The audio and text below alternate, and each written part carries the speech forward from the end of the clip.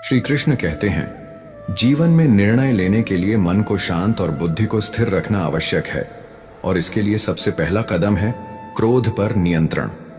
भगवान श्री कृष्ण ने स्वयं कहा था, क्रोध से मोह उत्पन्न होता है, मोह से स्मृति भ्रमित होती है, स्मृति के भ्रम से बुद्धि नष्ट हो जाती है और बुद्धि के नष्ट होने पर व्यक्ति पतन को प्राप्त होता है। इसीलिए क्रोध वह अग्नि है जो मनुष्य को भीतर से जला देती है। यह न केवल अपने लिए हानिकारक होता है बल्कि यह हमारे संबंधों को, निर्णयों को और जीवन के उद्देश्य को भी प्रभावित करता है। जब व्यक्ति क्रोधित होता है तो वह ऐसे कटु शब्द बोल देता है जो सामने वाले के दिल को चीर देते हैं। यही शब्द फिर रिश्तों को तोड़ देते हैं और आत्मग्लानि को जन्म देते हैं। गुस्से में व्यक्ति केवल सामने वाले को नहीं, स्वयं को भी दुखी करता है। अब यह प्रश्न उठता है कि जब क्रोध इतना हानिकारक है तो इसे शांत कैसे किया जाए। इसका समाधान भी श्री कृष्ण ने हमें दिया है। अपने मन और इंद्रियों को नियंत्रित करके और आत्मा से जुड़कर। और आज की कथा में हम इसी बात को समझने के लिए आपको एक प्रेरक कथा के माध्यम से बताते हैं। पुराने समय की बात है। एक नगर में एक महिला रहती थी जो अत्यंत क्रोधी स्वभाव की थी। वह किसी भी छोटी सी बात पर बहुत ज्यादा उत्तेजित हो जाती थी और क्रोध में वह यह भी नहीं देखती थी कि सामने कौन है, छोटा है या बड़ा। वह जो भी मन में आता था वही बोल देती थी, चाहे वो किसी को कितना भी कष्ट क्यों ना दे। इस वजह से उसका परिवार और आसपास के लोग उससे बहुत परेशान रहने लगे थे। लेकिन जब उसका गुस्सा शांत हो जाता तो वह अपने किए पर बहुत पछताती थी। उसे लगता था कि काश वो अपने गुस्से को काबू कर पाती। उसने कई बार कोशिश भी की पर हर बार असफल ही रही।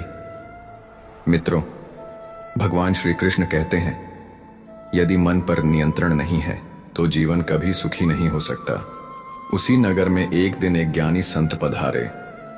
महिला ने जाकर संत को अपनी समस्या सुनाई और उनसे विनम्रता पूर्वक निवेदन किया, महाराज, मैं अपने गुस्से के कारण हर किसी को दुख देती हूं।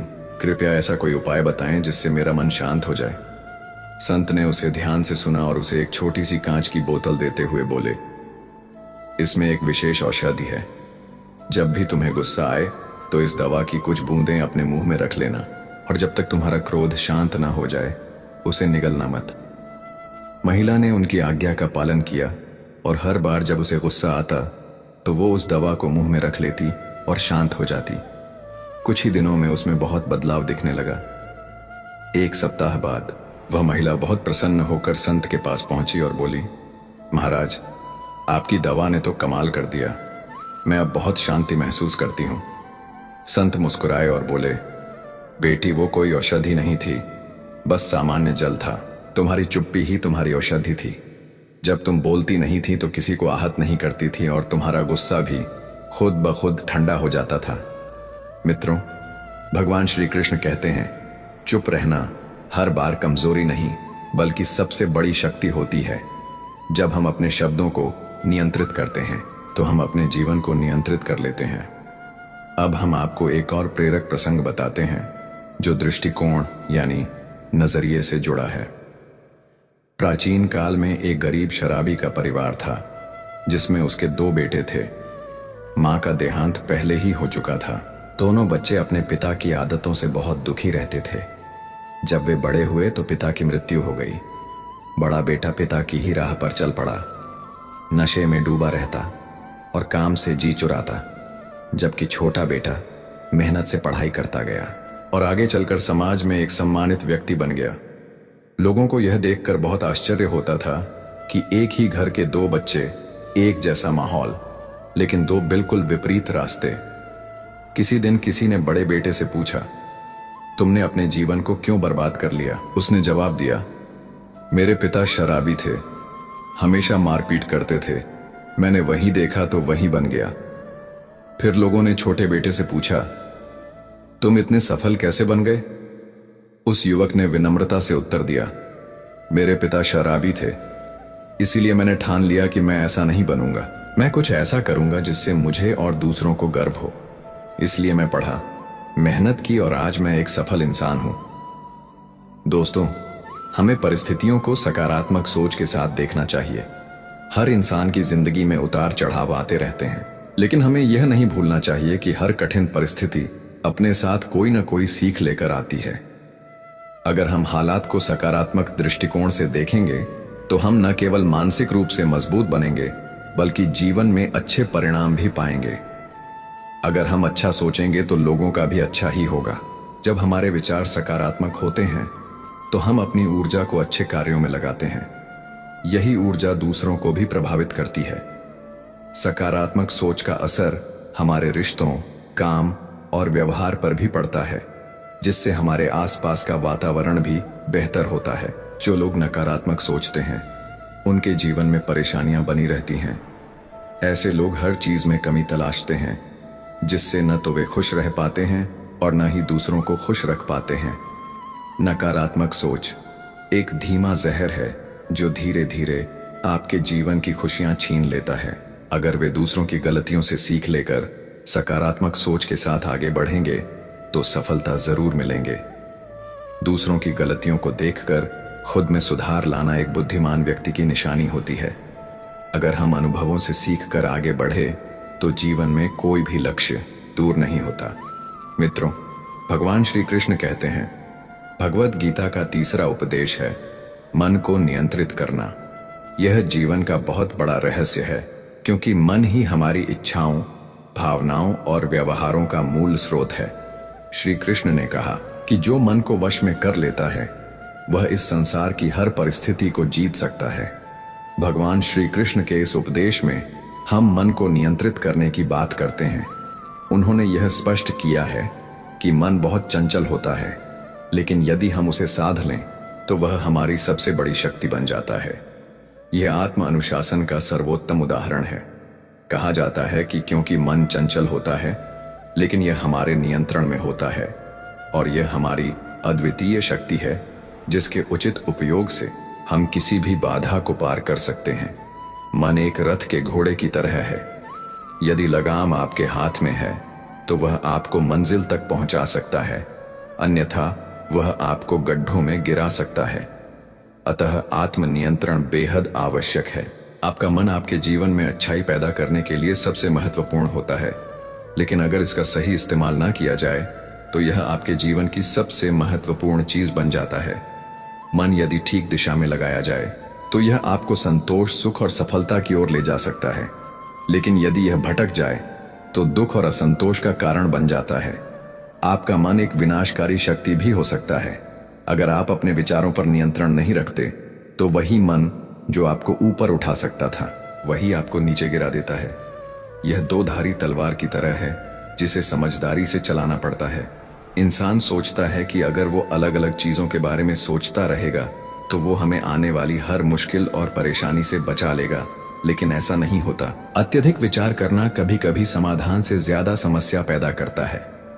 चिंतन और चिंता में फर्क समझना जरूरी है। हम अपनी जिंदगी का काफी वक्त सोचने और चिंता करने में ही निकाल देते हैं। इस कारण हम वर्तमान में जीना भूल जाते हैं और भविष्य की अनिश्चितताओं में उलझ जाते हैं। इससे हमारा आज भी बर्बाद होता है और कल भी अधूरा रह जाता है। क्या आप कौवे हैं? क्या आप एक मेंढक से कह सकते हैं कि वो बांग ना दे, या फिर आप एक मेंढक से कह सकते हैं कि वो पानी देखते ही ना कूदे? यह उदाहरण समझाता है कि हम किसी की प्रकृति को नहीं बदल सकते। जैसे कौवा कांव कांव करता है, मेंढक कूदता है, वैसे ही मन की भी एक प्रवृत्ति है। हमारे मन की हालत भी कुछ ऐसी ही है। मन बार बार उथल पुथल करता है, बगैर किसी स्पष्ट कारण के भी कभी चिंता करता है, कभी दुखी हो जाता है। ऐसे में उसे शांत करना अत्यावश्यक हो जाता है। जिंदगी में जो भी होता है, अच्छा या बुरा, हमारा मन उसी पर लगा रहता है। मन अतीत की बातों में अटका रहता है या भविष्य की कल्पनाएं करता है, पर वर्तमान में ठहरना भूल जाता है। वो बांध क्यों देने लगता है? मेरा मतलब है, चिंता करना और परेशान होना कोई बुरी बात नहीं है, लेकिन मन में परेशानी की लपटें उठने लगती हैं। थोड़ी बहुत चिंता स्वाभाविक है, पर जब यह हद से बढ़ जाती है तो यह मानसिक और शारीरिक स्वास्थ्य पर भी असर डालती है। कभी कभी मुझे लगता है कि हम में से कई लोग सिर्फ चिंता करने के लिए ही जीते हैं। उनकी दिनचर्या चिंता से शुरू होती है और उसी पर खत्म हो जाती है, जैसे उनकी जिंदगी का उद्देश्य ही यही हो। सारी परेशानियां, दर्द और दुविधाएं अक्सर हमारे मन की बनाई हुई कहानियां होती हैं। मन कल्पना करता है, फिर उन कल्पनाओं को सच मान लेता है और फिर उन्हीं से डरता है। ध्यान रखें कि आपकी परेशानी सिर्फ आपके मन की एक स्थिति है। असली जीवन में शायद उतनी परेशानी नहीं होती जितनी हम अपने विचारों में बना लेते हैं। इससे छुटकारा पाने के लिए आपको अपने मन को शांत रखते हुए सही उपायों पर काम करना होगा। मन को दिशा देना जरूरी है। सकारात्मक कार्य, ध्यान और आत्मचिंतन से इसे नियंत्रित किया जा सकता है। यदि आप चाहते हैं कि आपका मन शांत रहे तो मैं ये कर सकता हूं।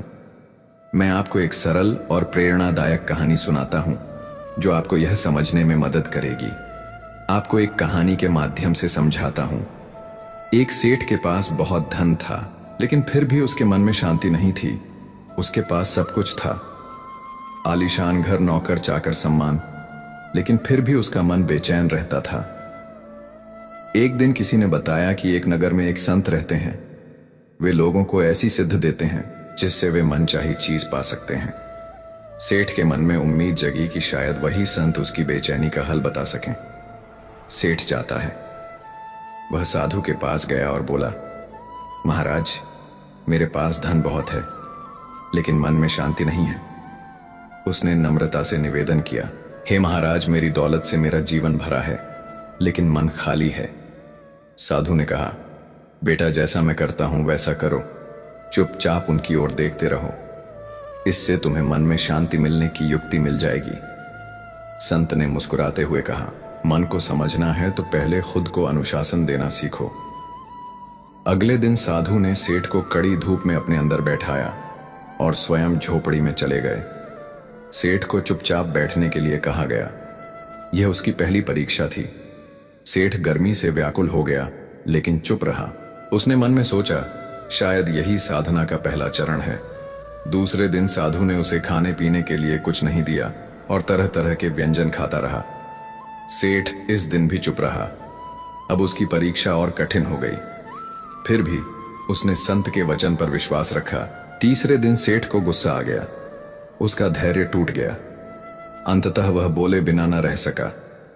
इस पर सेठ बोला, महाराज, मैं बड़ी उम्मीद लेकर यहां आया था, लेकिन मुझे यहां सिर्फ निराशा ही मिली। उसने कहा, मैंने तो सुना था आप मन को शांत करते हैं, लेकिन आपने तो मेरा मन और बेचैन कर दिया। इसके जवाब में आरसे ने कहा, मैंने तुम्हें शांति की युक्ति बताई थी। साधु मुस्कुराए और बोले, यही तो था तुम्हारा उत्तर मित्रों। भगवान श्री कृष्ण कहते हैं कि शांति बाहरी साधनों से नहीं, बल्कि स्वयं के प्रयास से मिलती है। यह उपदेश गीता में भी दोहराया गया है। आत्मा की शांति कोई दूसरा नहीं दे सकता। मैं तुम्हारे मन को शांत नहीं कर सकता। इसके लिए तुम्हें मन की शांति देने वाले काम करने होंगे। संत ने समझाया, तुम्हारे मन की बागडोर तुम्हारे ही हाथों में है। यह सुनकर सेठ की आंखें खुल गईं और उसने आशय से आशीर्वाद मांगा।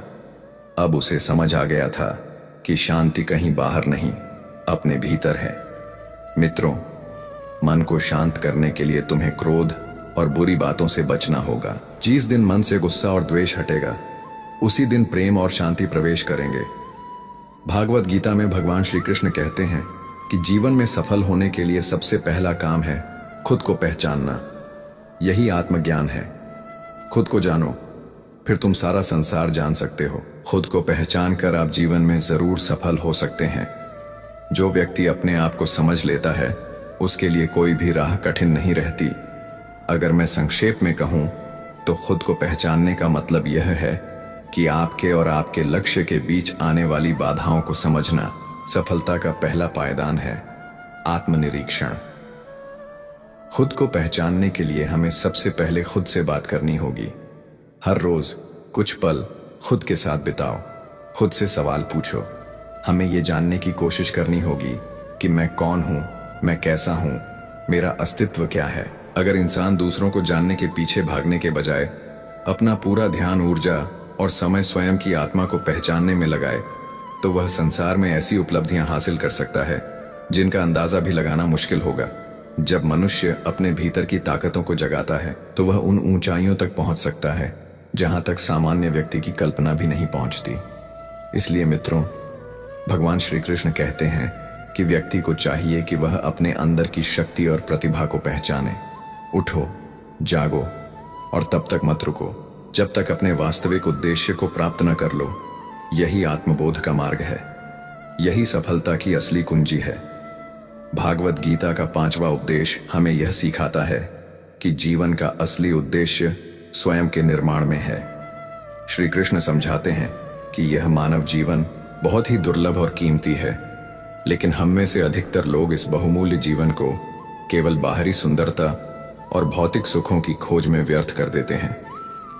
हम अपने शरीर की सजावट और देखभाल में तो समय लगाते हैं, लेकिन उस शरीर में विराजमान आत्मा और परमात्मा की ओर ध्यान नहीं देते। जब तक हम अंदर से मजबूत और निर्मल नहीं होंगे, तब तक बाहरी चमक का कोई मतलब नहीं रहेगा। हमें यह समझना होगा कि खुद का निर्माण केवल शरीर से नहीं, बल्कि विचारों, सोच, आत्मा, भावना और कर्मों से होता है। अगर हम अपने विचारों को सकारात्मक और रचनात्मक बनाएंगे, तभी हम स्वयं को एक सुंदर व्यक्तित्व के रूप में ढाल पाएंगे। श्री कृष्ण कहते हैं कि जैसे मंदिर की सफाई जरूरी होती है, वैसे ही आत्मा के मंदिर को भी स्वच्छ और पवित्र बनाना हमारा कर्तव्य है। यह तभी संभव है जब हम स्वयं के दोषों को दूर करके अपने गुणों को विकसित करें और आध्यात्मिक प्रगति की ओर बढ़े। मित्रों, भगवान श्री कृष्ण कहते हैं कि हर व्यक्ति ईश्वर की संतान है और उसकी दिव्यता हमारे अंदर पहले से मौजूद है। बस जरूरत है उसे पहचानने, जगाने और सही दिशा में प्रयत्न करने की। यही आत्मनिर्माण की प्रक्रिया है। हमें चाहिए कि हम स्वयं के साथ साथ अपने परिवार, समाज और राष्ट्र के कल्याण हेतु भी जागरूक रहें और हर कर्म में एक जागरूक, सजग और सकारात्मक भावना रखें। जब हम अपने निर्माण पर ध्यान देंगे, तब हम दुनिया को भी बेहतर बना सकेंगे। भागवत गीता के 6ठे उपदेश में भगवान श्री कृष्ण ने कर्म के महत्व को समझाया है। उन्होंने स्पष्ट कहा है, केवल कर्म करो, फल की चिंता मत करो। जब हम बिना स्वार्थ और अपेक्षा के कर्म करते हैं, तो उसका फल अपने आप अच्छा होता है। फल की चिंता करने से मन अशांत होता है और हमारा ध्यान अपने कर्तव्य से हट जाता है। इससे न तो काम ठीक से हो पाता है और न ही परिणाम सुखद होता है। इसीलिए हमें निष्काम भाव से कर्म करते रहना चाहिए। मनुष्य को अपने कर्मों में पूर्ण विश्वास और समर्पण रखना चाहिए। फल तो समय और भाग्य पर निर्भर है, लेकिन कर्म हमारी जिम्मेदारी है। जो व्यक्ति फल के मोह में फंस जाता है, वह अपने मार्ग से भटक जाता है। अगर हम परिणाम के बारे में सोचते रहेंगे तो चिंता हमें जकड़ लेगी और हम अपनी पूरी शक्ति, सामर्थ्य और सृजनशीलता खो बैठेंगे। लेकिन अगर हम पूरे समर्पण के साथ कर्म करेंगे तो हर चुनौती आसान लगने लगेंगी। इसीलिए मित्रों, भगवान श्री कृष्ण कहते हैं कि कर्म का मार्ग ही मोक्ष और सुख की ओर ले जाता है। अपने कर्म में ईमानदारी, निष्ठा और पूरी ऊर्जा झोंक दो, फल की चिंता छोड़ दो। यही जीवन का मर्म है। हमें अपने कर्म से दुनिया को सुंदर बनाना है और सबसे पहले अपने भीतर की दुनिया को शुद्ध करना है। जब तक हम खुद को नहीं समझते, तब तक हम दुनिया को भी नहीं समझ सकते। इसलिए खुद को जानो, कर्म करो और सकारात्मक ऊर्जा के साथ आगे बढ़ो। ज्यादातर लोग जीवन में इसलिए असफल रहते हैं क्योंकि वह दूसरों को जानने, समझने और प्रभावित करने में लग जाते हैं और खुद को पूरी तरह से भूल जाते हैं। मित्रों, भगवान श्री कृष्ण कहते हैं कि जब भी हम अपने जीवन में कोई कार्य करते हैं, तो उसमें संपूर्ण निष्ठा, लगन और आत्मविश्वास होना चाहिए। केवल कर्म करना ही पर्याप्त नहीं है, बल्कि उसमें समर्पण और दृढ़ निश्चय भी आवश्यक है। ऐसा करने से ही जीवन की सफलता सुनिश्चित होती है। अब मैं आपको एक प्रेरणादायक कहानी के माध्यम से यह बात समझाता हूँ। बहुत समय पहले की बात है। एक न्यायप्रिय और दयालु राजा था, जो अपनी प्रजा की भलाई के लिए हमेशा चिंतित रहता था। एक बार जब वह अपने राज्य के भ्रमण पर निकला, तो चलते चलते उसके सुंदर रेशमी कुत्ते का एक बटन अचानक टूट गया। ये छोटी सी घटना उसके लिए बड़ी बन गई, क्योंकि वह हर छोटी चीज को भी गंभीरता से लेता था। राजा ने तुरंत अपने प्रमुख मंत्री को बुलाया और कहा, गांव में किसी अनुभवी और भरोसेमंद दर्जी को खोजो जो इस बटन को ठीक कर सके। मंत्री तुरंत गांव की ओर चल पड़ा और दर्जनों लोगों से पूछताछ की। आखिरकार उसे एक ईमानदार और मेहनती दर्जी मिला जो एक छोटी सी दुकान में काम करता था और सादगीपूर्ण जीवन जीता था। मंत्री ने तुरंत उसे राजा के पास बुलाया। राजा ने बड़े ही सौम्य स्वर में पूछा, क्या तुम मेरे कुत्ते का बटन ठीक कर सकते हो? दर्जी ने नम्रता से कहा, महाराज, यह तो मेरे लिए सौभाग्य की बात होगी। यह कार्य तो बहुत साधारण है। फिर वह अपने झोले से सुई धागा निकाला और कुशलता से बटन सिल दिया। राजा उसकी सादगी और कुशलता से बहुत प्रभावित हुआ। उसने पूछा, बताओ, तुम्हारी इस मेहनत का क्या मूल्य है?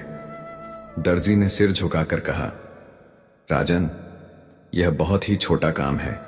इसके लिए मैं कोई धन नहीं ले सकता।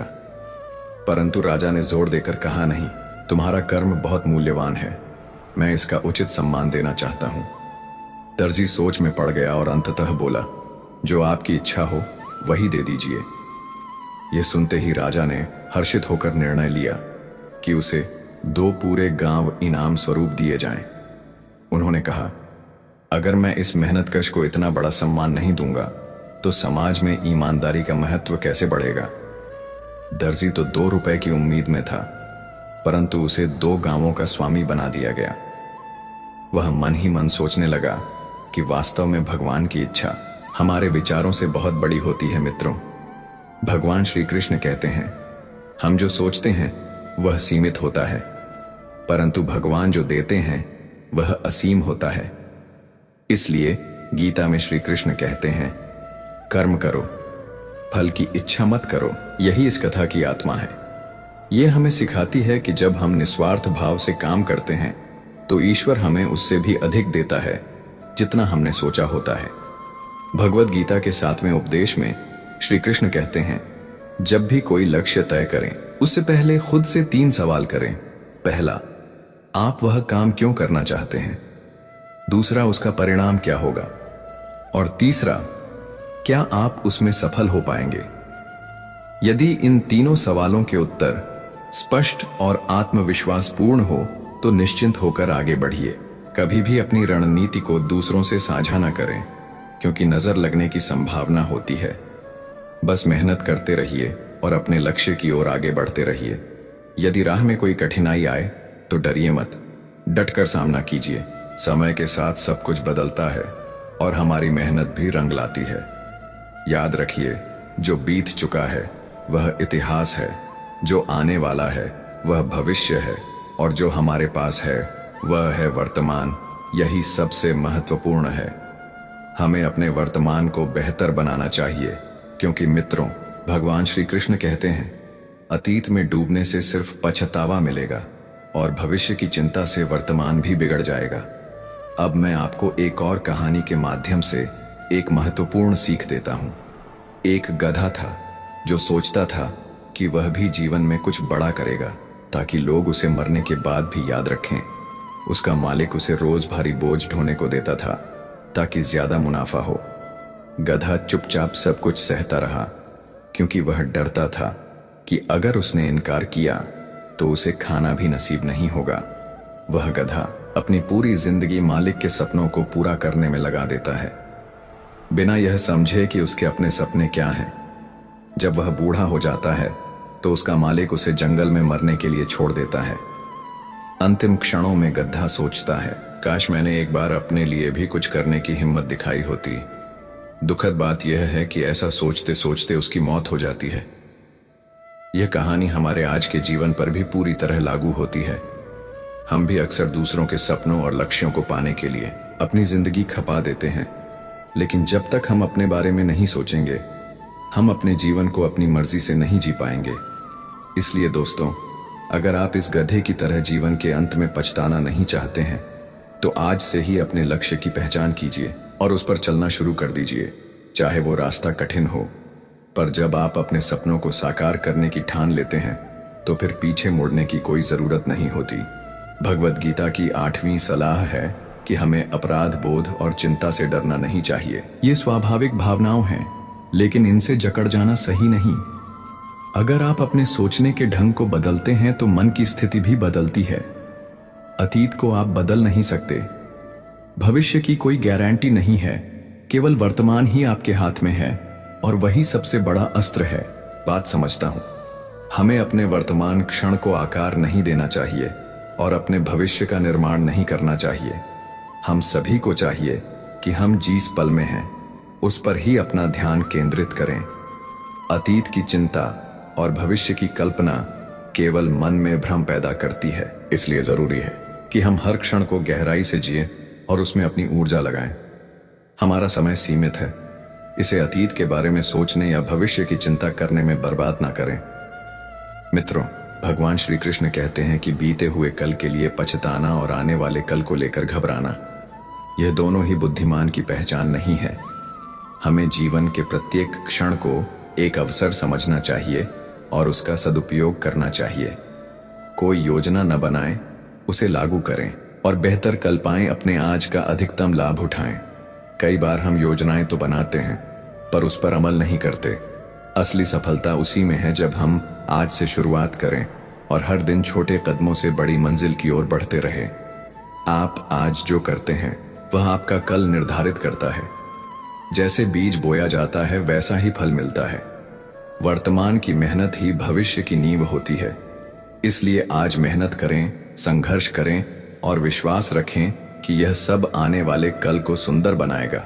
वर्तमान क्षण में जीना सीखना सफलता और खुशी की कुंजी है। जो लोग हर पल को संपूर्णता से जीते हैं वे चिंता, तनाव और भ्रम से दूर रहते हैं। आज का हर पल आपके जीवन की कहानी लिखता है, इसीलिए उसे जागरूकता और संकल्प से दें। आज काम शुरू करने के लिए सबसे अच्छा दिन है, क्योंकि आज हमारे पास जो कुछ भी है वह काल्पनिक है। यह सोचकर काम न टालें कि समय मिलेगा। वास्तव में आज ही वह समय है जो हमें मिला है। कल क्या होगा यह तो कोई नहीं जानता, इसलिए जो भी करना है अभी से करें।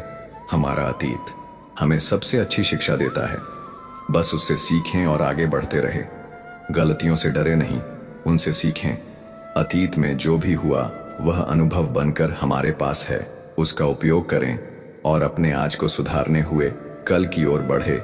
अपने आज को बेहतर, आनंदमय और संपूर्ण बनाने का प्रयास करें। मित्रों, भगवान श्री कृष्ण कहते हैं, जो व्यक्ति हर दिन को पूर्णता से जीता है वही सच्चा साधक होता है।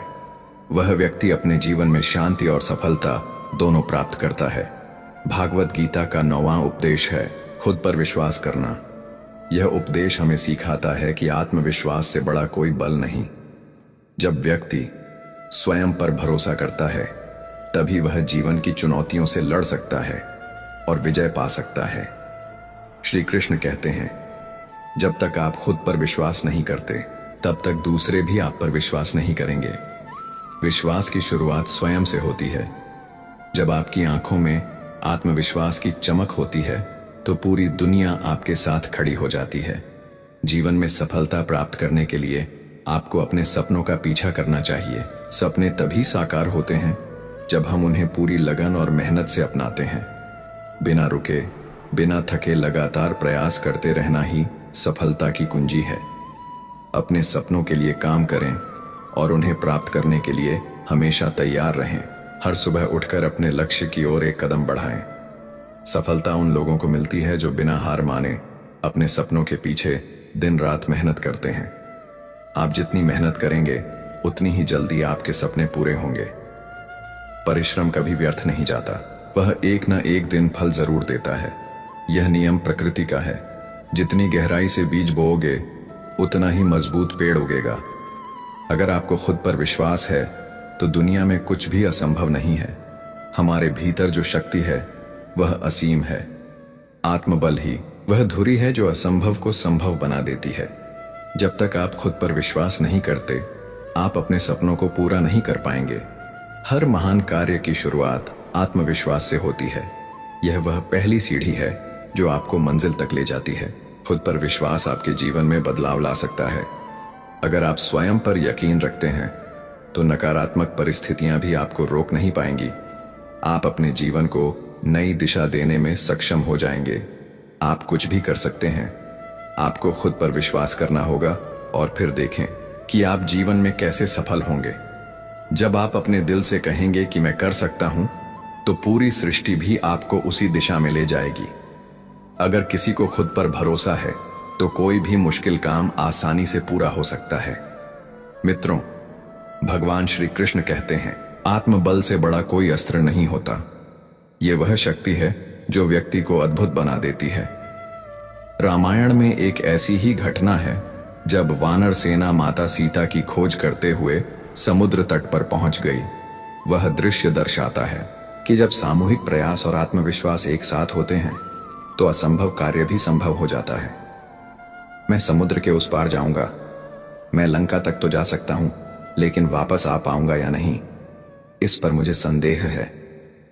अंगद के मन में संशय था, जो स्वाभाविक था, पर यही आत्मविश्वास की भूमिका महत्वपूर्ण हो जाती है। अंगद को अपनी योग्यता और क्षमता पर भरोसा नहीं था। तब जामवंत ने हनुमान को उनकी योग्यता और शक्ति का स्मरण कराया। कभी कभी हमें अपनी शक्ति का स्मरण कराना पड़ता है। जामवंत ने हनुमान में वह चेतना जगा दी जिससे उनका आत्मबल जाग उठा और पूछा, क्या तुम लंका जाकर सीता जी का पता लगा सकते हो? प्रश्न सरल था, लेकिन उसका उत्तर पूरी वानर सेना के भाग्य को बदलने वाला था। हनुमान ने पूरे विश्वास के साथ सहमति जताई और कहा कि मैं अभी जाऊंगा। आत्मविश्वास से उत्प्रोत यह उत्तर उनके भीतर की असीम शक्ति को दर्शाता है। और रावण सहित सभी राक्षसों का वध करूंगा और माता सीता को वापस लाऊंगा। यह एक साधारण उत्तर नहीं था, लेकिन उनका आत्मविश्वास तनिक भी कम नहीं हुआ और वे लंका पहुंचे। यह आत्मबल की जीत थी। जब मन में विश्वास होता है तो राह की हर बाधा झुक जाती है। वहां कई राक्षसों का वध किया और अशोक वाटिका में सीता जी के दर्शन किए और फिर लौट आए। यह प्रेरणा है कि आत्मविश्वास के साथ कार्य करें तो सफलता निश्चित है। दोस्तों, जब हम ऊंचे स्थान पर पहुंच गए, जब हम किसी लक्ष्य की ओर बढ़ते हैं तो हमारे मन में आशंकाएं और डर जरूर आते हैं। हर बड़ी मंजिल की राह में संशय आते हैं, लेकिन उन्हें पार करना ही वीरता है। लेकिन इन पर काबू पाने के लिए हमें अपने अंदर के आत्मविश्वास को मजबूत रखना चाहिए। अगर आत्मबल अडिग हो तो डर भी रास्ता छोड़ देता है। उत्साह के साथ लक्ष्य की ओर बढ़ने से हमारा आत्मविश्वास भी मजबूत होता है। हर कदम जो उत्साह से बढ़ाया गया हो वह मंजिल को करीब ले आता है। भगवद गीता का 10वां उपदेश है संगत का प्रभाव। यह उपदेश हमें बताता है कि हम जिनके साथ रहते हैं उनका प्रभाव हम पर पड़ता है। भगवान श्री कृष्ण कहते हैं कि संगत के प्रभाव से सब कुछ बदल जाता है। संगत से सोच, भाव, व्यवहार और जीवन दिशा तक परिवर्तित हो जाती है। संगत के कारण हमारा व्यवहार, पहनावा, खान पान, बात करने का तरीका और यहां तक कि चरित्र भी बदल जाता है। संगत का असर गहराई तक जाता है। वह हमें बिगाड़ भी सकती है और संवार भी सकती है। हमारी संगत का जीवन में गहरा प्रभाव पड़ता है, इसलिए हमें अच्छे लोगों की संगति करनी चाहिए। संगति वह भूमि है जहां हम अपने विचार बोते हैं और व्यक्तित्व की फसल काटते हैं ताकि हम उनकी अच्छाइयों को आत्मसात कर सकें। अच्छे लोगों के साथ रहकर हम भी श्रेष्ठ बन सकते हैं। कहा जाता है कि खरबूजा खरबूजे को देखकर अपना रंग बदल लेता है। यह कहावत हमारे व्यवहार को प्रतिबिंबित करती है। जो जैसा साथ पाता है वैसा बन जाता है। इस कहावत का तात्पर्य यह है कि संगत का प्रभाव कमोबेश सभी पर पड़ता है। यह सार्वभौमिक सत्य है कि संगत के प्रभाव से कोई अछूता नहीं रह सकता। संगत के कारण ही व्यक्ति महान बनता है। बुरी संगत उसका पतन भी कराती है। दोनों ही राहें हमारे सामने होती हैं। चुनाव हमारा होता है। अच्छी संगति उसी प्रकार है जिस प्रकार पारस पत्थर से लोहा सोने में बदल जाता है। यह परिवर्तन की शक्ति है जो केवल संगत से आती है। इसी प्रकार संगत के प्रभाव से बुरे लोग भी देवता समान बन जाते हैं। सही मार्गदर्शन और सकारात्मक संगति व्यक्ति को उत्तम बना सकती है। रास्ते में वे अपने शिष्यों को अच्छी संगति में रहने की बात बता रहे थे, पर शिष्यों को वह बात समझ में नहीं आ रही थी। शिक्षा तभी फल देती है जब वह अनुभव के साथ दी जाए। तभी गुरुजी ने पूरे बगीचे में घूमकर देखा तो वहां एक खूबसूरत गुलाब का पौधा खिला हुआ था जिसमें रंग बिरंगे फूल अपनी महक बिखेर रहे थे। वातावरण में एक सुकून भरी सुगंध फैल रही थी। पास खड़े शिष्य से उन्होंने निवेदन किया, वत्स, इस पौधे की जड़ों के पास से थोड़ी मिट्टी लेकर आओ शिष्य ने सिर झुकाकर आज्ञा स्वीकार की और तुरंत पौधे के नीचे झुका। उसने सावधानी से थोड़ी मिट्टी उठाई, जैसे वह कोई कीमती वस्तु हो, और बड़े आदर भाव से गुरुजी के पास पहुंचा। उस मिट्टी को उसने गुरुजी के दोनों हाथों में रख दिया और एक और खड़ा हो गया। गुरुजी मुस्कुराए और बोले, प्रिय वत्स, यह मिट्टी मैंने अपने उपयोग के लिए नहीं मंगवाई है, इसका एक विशेष कारण है। यह सुनकर बाकी शिष्य भी ध्यान से उनकी ओर देखने लगे। गुरुजी ने कुछ पल शांत रहकर फिर से बोलना आरंभ किया। उन्होंने कहा, अब तुम इस मिट्टी को अपनी नाक के पास लाकर सूंघो। शिष्य ने विनम्रता से मिट्टी ली और सूंघा। अचानक उसके चेहरे पर एक संतुष्ट मुस्कान आ गई। उसने कहा, गुरुजी, इसमें तो गुलाब की भीनी भीनी खुशबू आ रही है। गुरुजी बोले, बिल्कुल वत्स, क्या तुम जानते हो यह मिट्टी महक क्यों रही है? उन्होंने समझाते हुए कहा, गुलाब के फूल हर दिन इस मिट्टी पर गिरते हैं। उनके टुकड़े धीरे धीरे इसी मिट्टी में घुल मिल जाते हैं। समय के साथ मिट्टी भी उन्हीं की खुशबू लेने लगती है। इसी तरह जीवन में जब हम सज्जनों, संतों और सदाचारी लोगों की संगति करते हैं तो उनके गुण भी हमारे स्वभाव में आ जाते हैं। इसलिए सदा अच्छे लोगों की संगत करनी चाहिए ताकि हमारा जीवन भी सुगंधित और सुंदर बन सके। मित्रों, भगवान श्री कृष्ण कहते हैं कि संगति का प्रभाव इतना गहरा होता है कि वह हमारी आत्मा को भी बदल देता है। गुरुजी ने आगे कहा, जैसे यह मिट्टी गुलाब की खुशबू लेने लगी, वैसे ही इंसान भी वैसा ही बनता है जैसी उसकी संगति होती है। इसलिए सोच समझकर लोगों से जुड़ना चाहिए।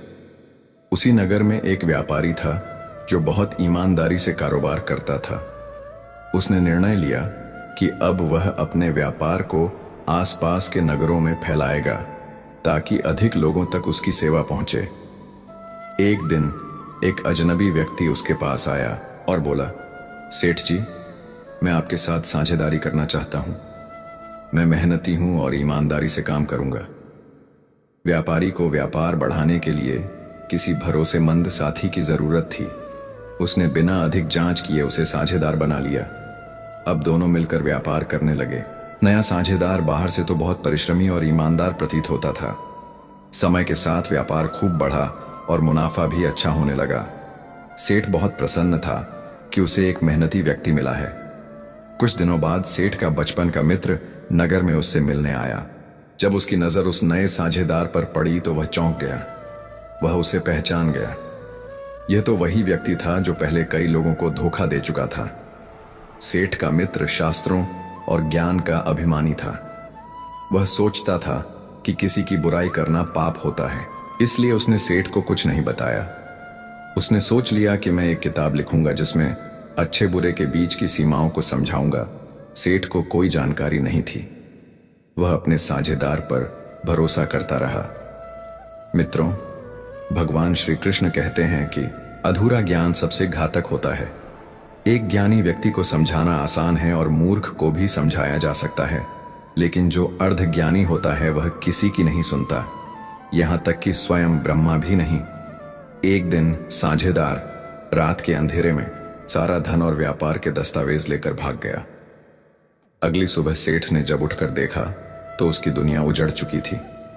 वह बहुत दुखी हुआ। वह रोता हुआ अपने मित्र के पास गया और सारा हाल बताया। मित्र बोला, मुझे पहले ही पता था कि वह ठग है। यह सुनकर सेठ को गुस्सा आ गया। उसने चिल्लाते हुए कहा, तो तुमने मुझे बताया क्यों नहीं?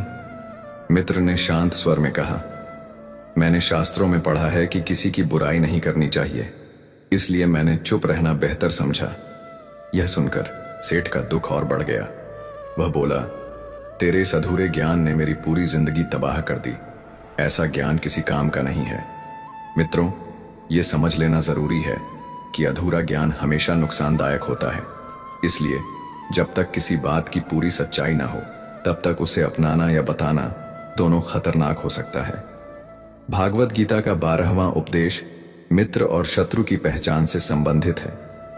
मित्रों, भगवान श्री कृष्ण कहते हैं कि अगर हमें जीवन में उन्नति चाहिए तो हमें ऐसे मित्रों की संगति करनी चाहिए जो हमें प्रेरणा दे, उत्साहित करें और सही मार्ग दिखाएं। लेकिन यदि हमें अत्यधिक सफलता पानी है तो हमें अपने शत्रु की भी आवश्यकता होती है। शत्रु वह शक्ति है जो हमें हमारे वास्तविक सामर्थ्य का एहसास कराता है। जब कोई हमें नीचा दिखाने की कोशिश करता है तब हम और अधिक प्रयास करते हैं। जब तक शत्रु की कमजोरियों का पता ना हो तब तक उसे मित्र समझकर उसके साथ व्यवहार करना चाहिए। इससे उसकी चालू का भेद समझ में आ जाता है और समय आने पर हम अपने बचाव की योजना बना सकते हैं। श्री कृष्ण कहते हैं कि जो लोग छल, कपट और बुरे स्वभाव वाले होते हैं वे कभी सच्चे मित्र नहीं हो सकते। ऐसे लोगों से दूरी बनाकर ही जीवन को सुरक्षित रखा जा सकता है। शत्रु की पहचान और उससे बचाव की दिशा में एक बात कही है। कहा गया है कि जैसे चंदन का वृक्ष अपनी सौम्यता और आकर्षक खुशबू के कारण प्रसिद्ध है, ठीक उसी तरह कई बार अच्छे गुण भी समस्या बन जाते हैं, क्योंकि उसकी इसी मोहकता की वजह से जहरीले सांप उसमें लिपट जाते हैं। उसी तरह हर बार सामने मीठे बोल बोलने वाला व्यक्ति असल में आपका शुभ चिंतक हो, ये जरूरी नहीं होता। हो सकता है वह आपके सामने मुस्कुराकर बातें करें, लेकिन अंदर ही अंदर आपके खिलाफ द्वेष और जलन के भाव रखता हो। मित्रों, भगवान श्री कृष्ण कहते हैं कि जो इंसान सामने तो आपकी प्रशंसा करता है लेकिन पीठ पीछे आपकी बुराई करने से नहीं चूकता, ऐसे व्यक्ति से दूरी बना लेना ही बेहतर होता है। वह मीठे शब्दों में आपको जाल में फंसाता है, लेकिन जब मौका मिले तो वही सबसे पहले आपको चोट पहुंचाता है। जिंदगी में हमें ऐसे मित्रों की नहीं, सच्चे और ईमानदार साथियों की जरूरत होती है। ऐसे लोग जो आपके सामने भी और पीठ पीछे भी एक जैसे रहे।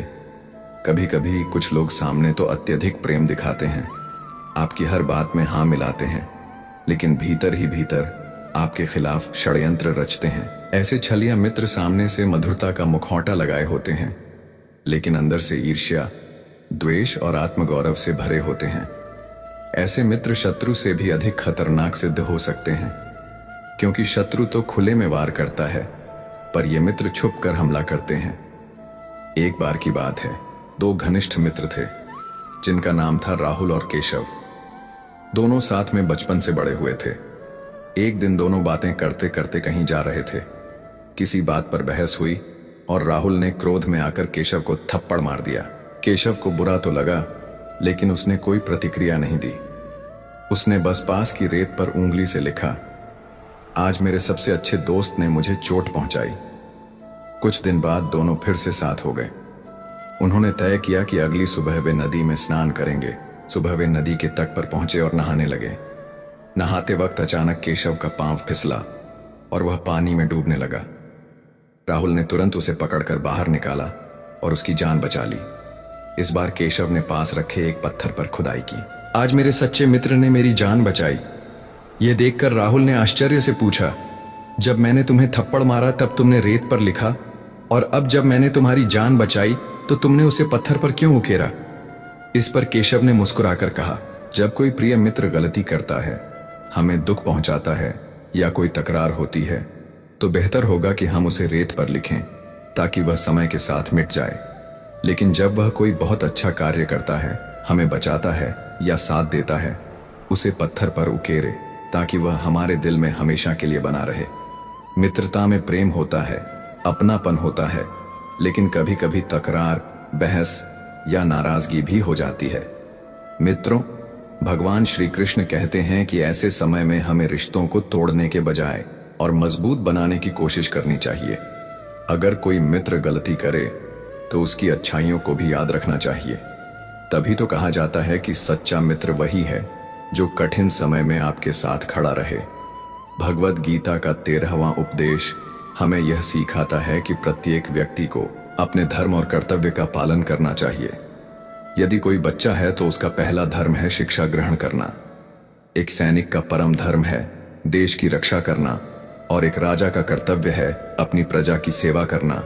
जब सब अपने अपने कर्तव्यों को निभाते हैं तब समाज में संतुलन बना रहता है और किसी को किसी से कोई कष्ट नहीं होता।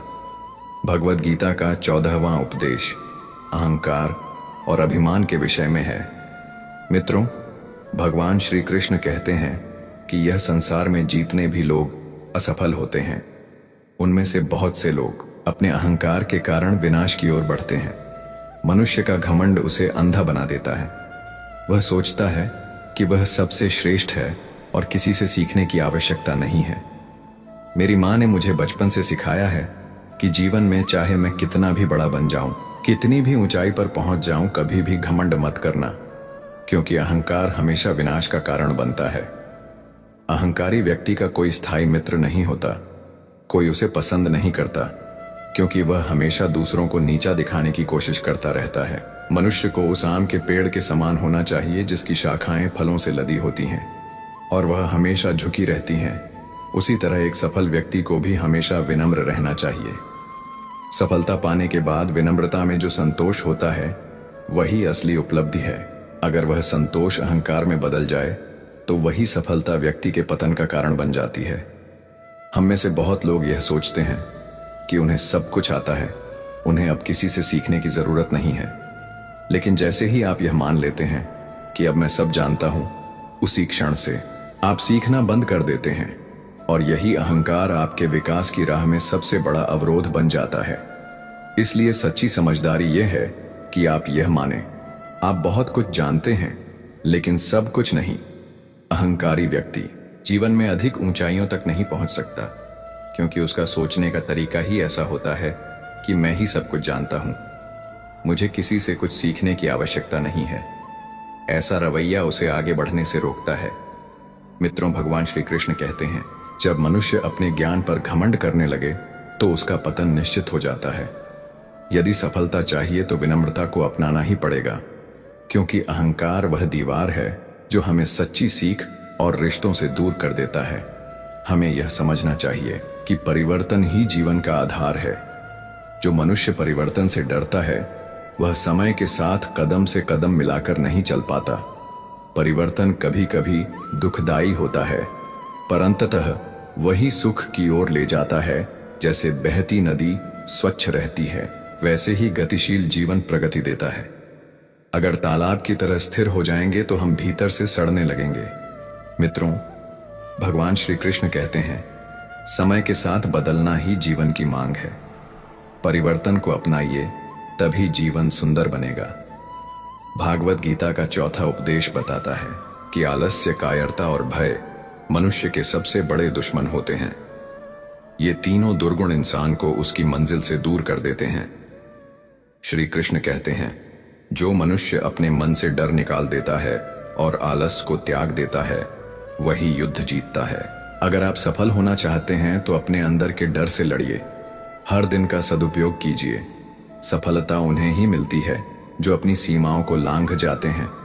गीता में आत्मा को लेकर बताया गया है कि यह अविनाशी है। शरीर नष्ट होता है, लेकिन आत्मा जन्म मरण के चक्र से गुजरती रहती है। मृत्यु केवल शरीर की होती है, आत्मा तो शाश्वत और अजर अमर होती है। मित्रों, भगवान श्री कृष्ण कहते हैं कि जैसे पुराने वस्त्र त्याग कर हम नए वस्त्र धारण करते हैं, वैसे ही आत्मा पुराने शरीर को छोड़ नया शरीर धारण करती है। इस सत्य को जानकर हमें मृत्यु से डरना नहीं चाहिए, बल्कि जीवन के हर पल को आत्मा की उन्नति के लिए उपयोग करना चाहिए। मनुष्य का जीवन सदा लाल सांव में उलझा रहता है। वह जानता है कि मृत्यु निश्चित है, फिर भी वह मोहमाया के जाल में फंसा रहता है। वह वस्तुओं को पाने के लिए अपनों को भी दुखी करता है, लेकिन मृत्यु के समय कोई धनपद या वस्तु उसके साथ नहीं जाती। हमें सत्य को समझना चाहिए और संयम व संतोष का जीवन जीना चाहिए। भगवत गीता का 18वां उपदेश यह सिखाता है कि हर कर्म की गिनती उसके भाव से होती है। एक ही कार्य किसी के लिए पुण्य हो सकता है तो किसी अन्य के लिए पाप बन सकता है। यदि कोई धन की लालच में हत्या करता है तो वह कर्म पाप कहलाएगा, लेकिन अगर कोई निर्दोष की रक्षा करते हुए किसी राक्षसी प्रवृत्ति वाले व्यक्ति की हत्या करता है तो वह कर्म पुण्य कहलाएगा।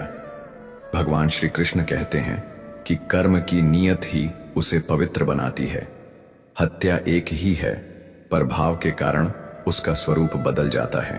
पहला व्यक्ति अपने कर्मों के कारण पाप में भागीदारी होंगे, जबकि दूसरा व्यक्ति धर्म की रक्षा के लिए पाप में भागीदारी होंगे। प्रिय दर्शकों, आज की इस ज्ञानवर्धक कथा में फिलहाल इतना ही। यदि आपको इस कथा से कुछ नया जानने समझने या जीवन के लिए कोई उपयोगी सीख प्राप्त हुई हो तो हम आपसे अनुरोध करते हैं कि इस चैनल को जरूर सब्सक्राइब करें, वीडियो को लाइक करें और नीचे कमेंट में जय श्री कृष्ण और जय हिंद लिखकर अपने भाव प्रकट करें। मित्रों, भगवान श्री कृष्ण कहते हैं, ज्ञान तभी सार्थक होता है जब उसे दूसरों तक पहुंचाया जाए। तो इस वीडियो को अपने मित्रों और परिवार के साथ भी साझा करें ताकि हर कोई श्री कृष्ण के इन पवित्र उपदेशों से लाभ प्राप्त कर सके। आपके प्यार और सहयोग के लिए धन्यवाद। फिर मिलेंगे एक नई कथा, एक नई सीख और श्री कृष्ण के दिव्य विचारों के साथ। जय श्री कृष्ण, जय हिंद।